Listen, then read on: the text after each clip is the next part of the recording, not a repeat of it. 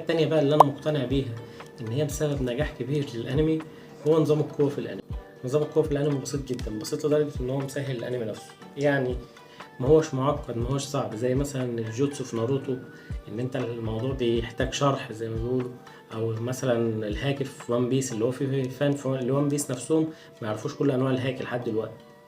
وبرضو عندك النين في هانتر، النين في هانتر فيه شخصيات انت بتحتاج كتالوج عشان تعرف قوتها بتستعمل ازاي. وفي الانميات الحديثة اللي هو الانميات اللي بتنافس ديمون سلاير زي جوجوتسو كيس، في شخصية جوكو مثلا اللي هو البطل. جوكو ده من الابطال، ولحد دلوقتي قوته الناس بتتخانق على شرحها، شرحها صعب.